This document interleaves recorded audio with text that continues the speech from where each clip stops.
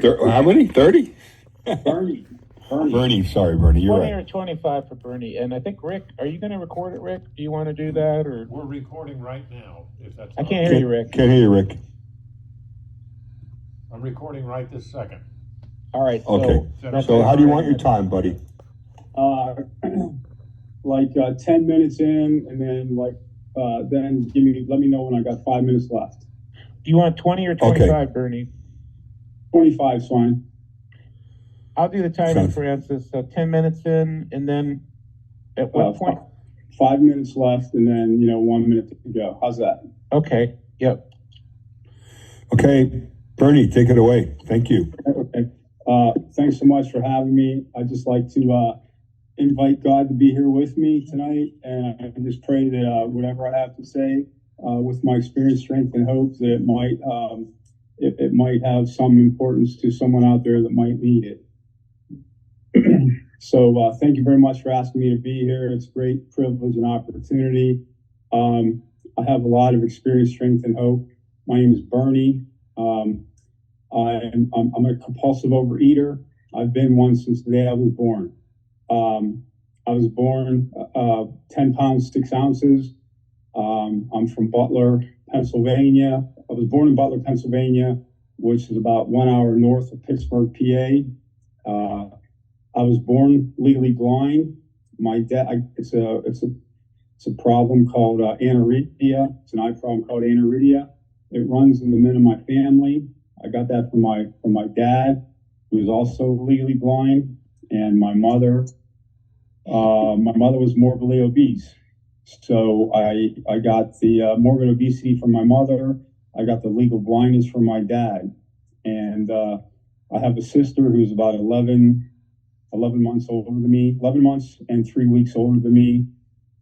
Her name is Brenda, and I love her very much. And she looks like a model she's always looked like a model out of a magazine. And I just remember the guys in high school always used to say to me, Bernie, what the heck happened to you?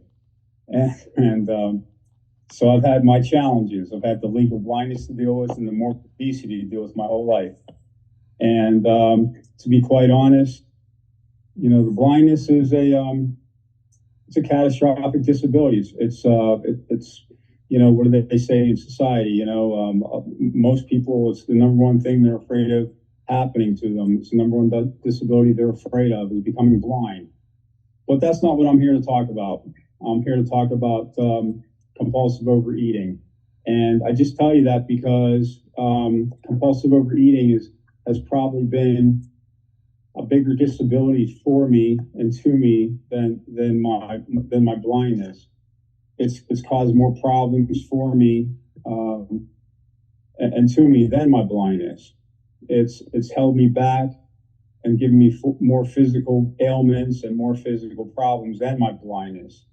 And we're going to start by just showing you some pictures.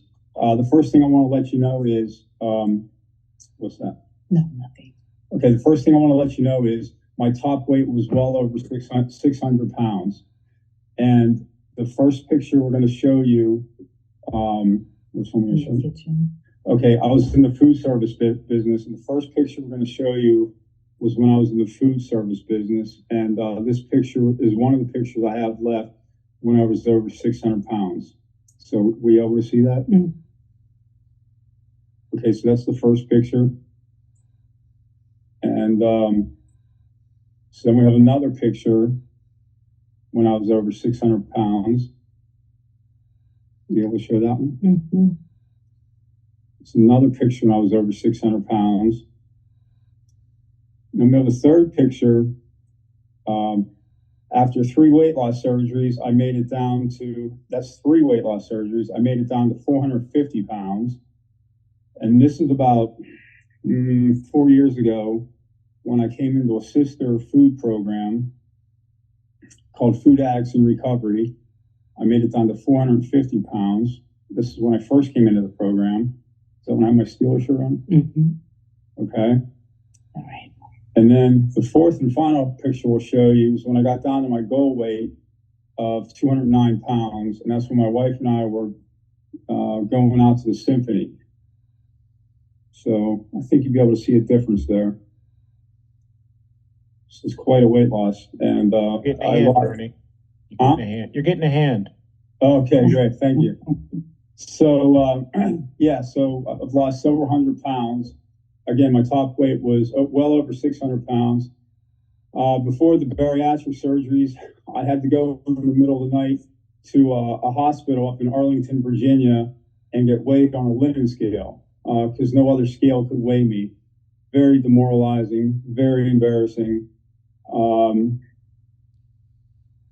Just really the pits. Going in the middle of the night, I think it was like 4 o'clock in the morning. You have to go in a taxi. I went in a taxi cab, and I don't know. It was just really so many years ago. Just really demoralizing. And I went into a back door and got escorted down this dark dank hall, and just surrounded by sheeting and bed pans and everything, and just had to get on this Linen scale. Okay, so from the youngest age, I can remember I was a compulsive overeater. My father was in the food service business, and he used to service vending machines, and he used to have tractor trailers come and deliver the food stuff for the vending machines, and he used to store it in our garage in our house. And I would inevitably break into the boxes and steal candy bars and snack cakes and everything. And this is at like the youngest age, I don't know, 3 or 4 years old. And I would just binge on the food, and I would gorge myself, and I would steal just pockets full of food, and I would take it outside and hide it in the wood pile next to the house, or take it out back and bury it in my sandbox so I could have this stuff later. And it didn't matter when I'd go back to retrieve the food later, it didn't matter what condition the food was in. It didn't matter if mice or rats had gotten into it or whatever it was, bugs. I would eat it anyhow. And I would, dig it up in my sandbox, and I don't know if it would, if it was frozen or if it was melted, if it had sand in it, I would eat it anyhow, because I was just, I kind of knew in the back of my head there was something wrong with this picture, but I couldn't help it. I just had to have it. I would steal money from my dad's dresser, from his bags of vending money. I would just steal money, and I would go up to the corner store and just buy candy. And if I couldn't steal money, I would just go to the corner store and steal food. And I did remember one time I got caught and I got punished, and I couldn't figure out why they were punishing me, So I come from a very ethnic family. So my mother was Italian and my dad was German. And so it was part of our culture. Food was part of our culture. We just ate. We just ate when we were happy. We ate when we were sad. We just ate when we were bored. So it was just part of my culture. And, my grandparents, they were, my whole family was very loving. They loved me, but especially my grandparents, they would, especially my grandmother, she'd say, "Oh, Bernie Jr., you're so handsome, you're so cute, but you're too fat. You're too fat, and you need to stop eating." And this was after she just put like 3 or 4 plates of pasta in front of me and made me eat it, and I couldn't understand. And as soon as I ate all that pasta, my grandfather was like, "Come on, Bernie Jr., let's take a walk. Let's take a walk and lose some weight." And then after we take a walk, he'd be like, "Will you want to get an ice cream cone? I know you're hungry." And I'm like, "Yeah, sure, Grandpa." So from an early age, I also got mixed messages. And then of course, there was, I was also a little kid, but I was also allowed to drink wine and drink beer too. So I also got mixed messages about alcohol too. But that's another whole story. That's for another program. So, it was a cultural thing. It was a hereditary thing. But I'm not here to blame my parents. I've worked through a lot of that stuff in counseling.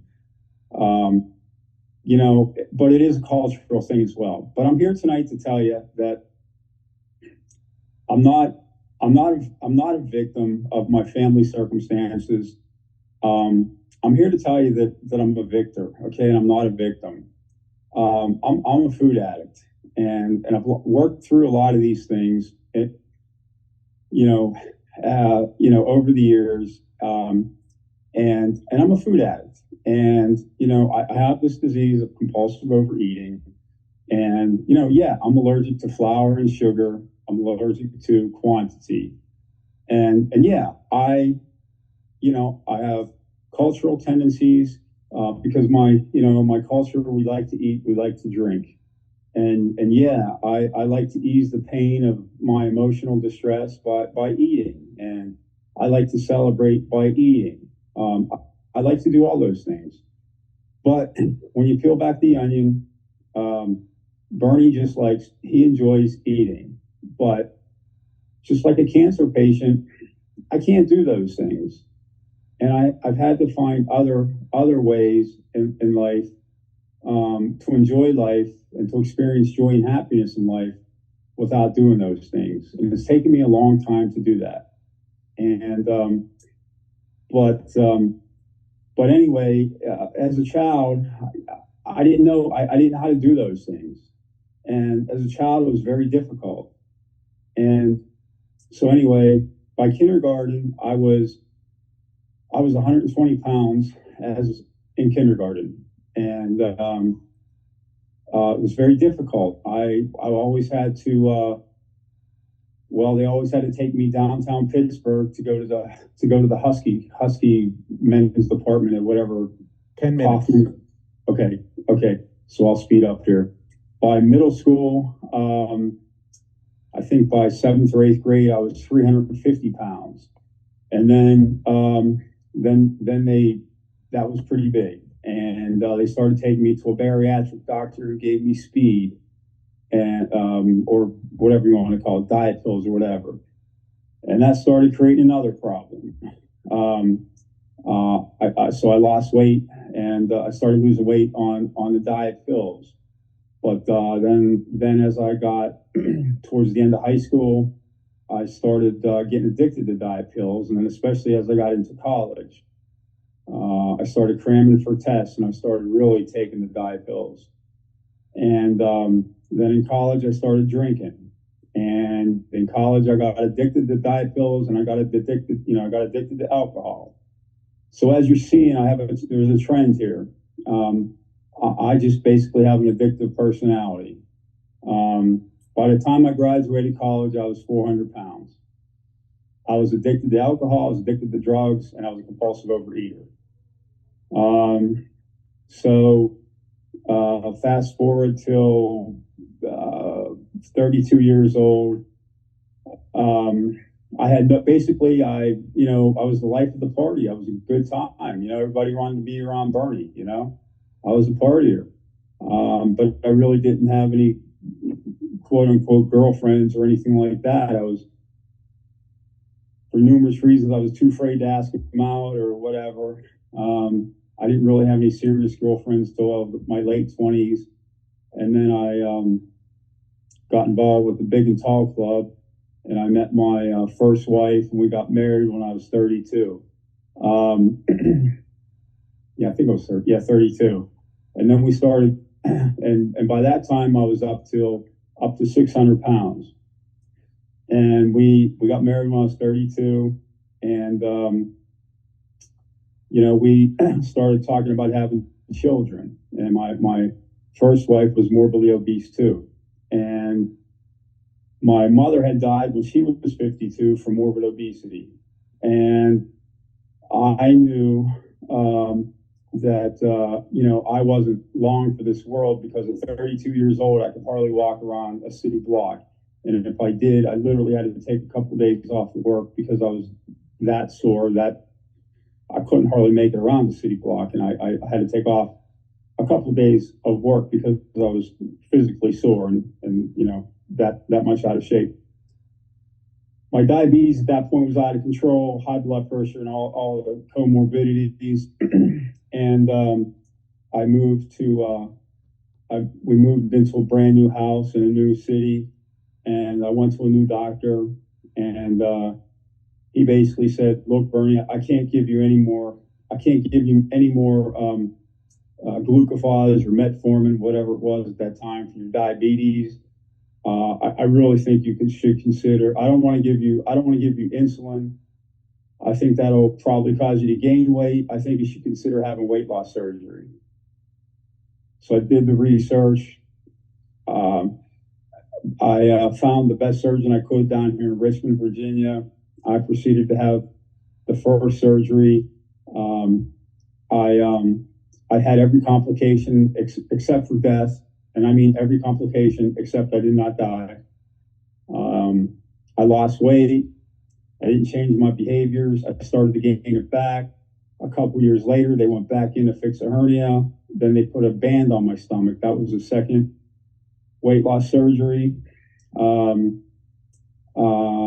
Then several years later, I didn't meet my goals. They went back in. They bypassed 20 feet of my small intestine. That was the third and final surgery. That was in 2008. That's the surgery I really regret. There's a lot of, to this day, I have a lot of complications from that surgery. For the next 10 years, I continued to compulsively overeat, despite all the really horrific side effects, diarrhea, really nasty diarrhea, when I ate sugar and greasy foods. But I was just totally addicted to foods. I couldn't stop eating them. I didn't care whatever the side effects. I didn't care if I had diarrhea or whatever. I continued to eat that food, despite who was around me, my wife, my kids. I ate that food. I just couldn't stop. And, damn the consequences. I didn't care. I ate that food. I didn't care how the people around me felt. And I ate that food. And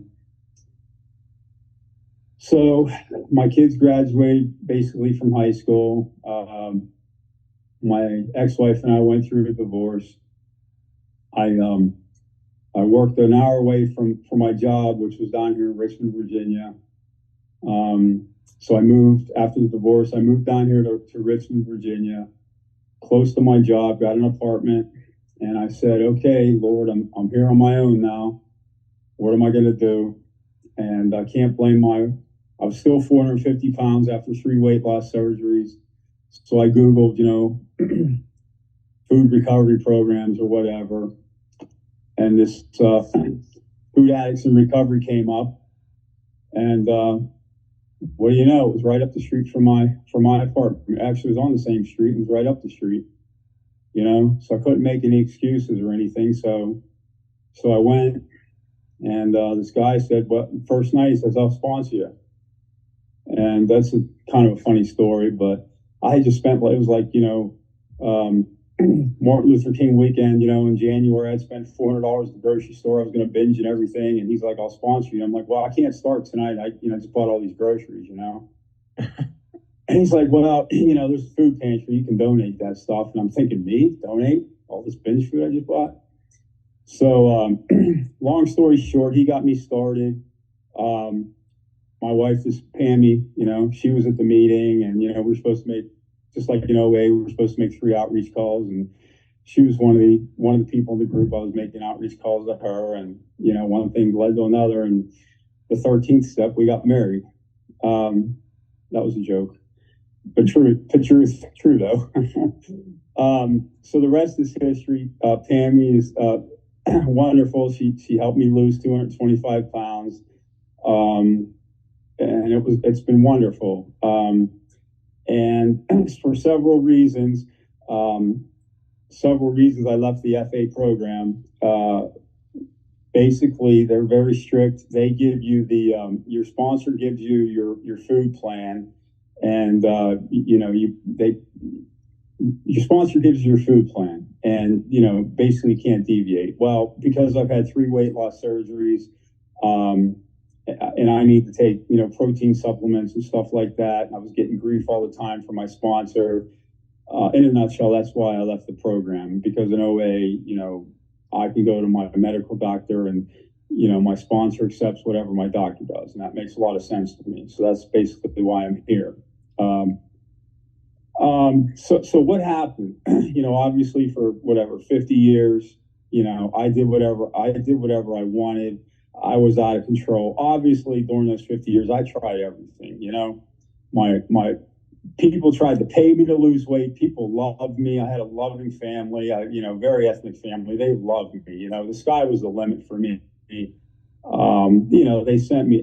I could tell you some really funny stories. I spent $20,000 one time to go to a fat farm, and I was kicked out of a fat farm because I ordered a pizza. You know, I mean, I can tell you, it's funny. It's funny. It really is. You know, but it's sad too.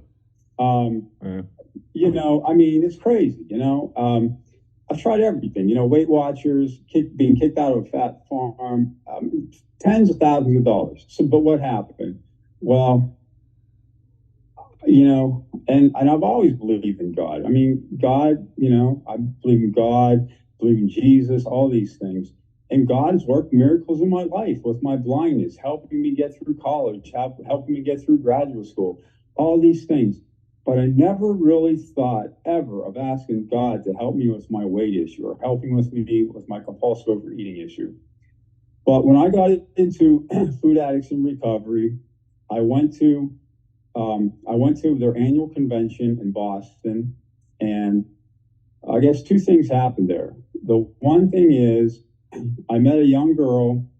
Her name was Alex, and she was, I don't know, in her early 20s, and she was the first person I really met in person who had actually lost a couple 100 pounds. You know, Okay, and that 5 minutes left, Bernie. Okay. And that really meant a lot to me, that I was able to meet somebody who lost a couple 100 pounds. That was proof positive to me, you know, because I really never met somebody in person that really needed to lose a couple 100 pounds like me. So that was the first thing. And then at one of the dinners, I met a guy from Australia. And it was just, I don't know, it was just surreal. Just like I was talking to God, and I was telling him my story, and I was telling him my story about my blindness and my disability and, you know, my weight issues and all my surgeries and all my woes and everything. And he was just sitting there eating an apple, and he said, in his Australian accent, you know, mate, you don't think God could help you with your weight problem too? That seems like really, really simple, Bernie, that God could help you with your weight problem. All you need to do is ask. And you know what? It just really, really rung true with me, you know? And I said, you know what? I think you're right. And, you know, of course, what do you think I did? I got on the train and came home and binged and everything. But after I had another binge, I said, you know, God, I think I need your help. Can you please help me with my weight problem? And after that, I got abstinent, and I stayed abstinent for like the next couple of years and lost 225 pounds. So that was really the turning point when I went to the business meeting, and that's when I became a believer that God could really help me with my weight issue and my compulsive overeating issue. That was the turning point. And you know, it hasn't been easy. It's not been a walk in the park or anything. It's not been a straight line. You know, I haven't felt like doing all the tools every day. I haven't always done all the tools every day, but you know, when I've fallen, I get back up. You know, this program has been wonderful, and especially this bridge meeting, especially this year, has been a lifesaver for me. And, you know, many people on this meeting have been a lifesaver to me because, you know, I was in relapse until I found this meeting, and you all have helped me get on the straight and narrow again. And I'm really doing good. I lost 16 pounds last month. And, you know, up until I found, you know, this meeting and you guys, I was in relapse. And I was afraid I was on a slippery slope to gaining it all back, you know? I mean, what good is it to, you know, lose all that weight if I was going to gain it all back? And up until I found this meeting, I was in the process of, you know, gaining it all back. So, yeah, I mean, I give all the glory to God. I by myself could not have done any of this. I'll give all the glory to God and to my wife sitting over here to the right of me, who supported me tremendously. And I thank everybody for being here tonight, and thank you for all your support, and especially Terry, who really helps me by sending me different links and so forth, because I'm not that organized of a blind guy to keep it all organized. So thanks for keeping me on track, and I hope something I said here tonight has helped somebody. And I'm always available for outreach calls, and please feel free to call me anytime. And Terry, if you can put my number in there, I'd really appreciate it. And with that, I pass, and God bless everybody. Right, good job, Bernie. Thank you. Fantastic.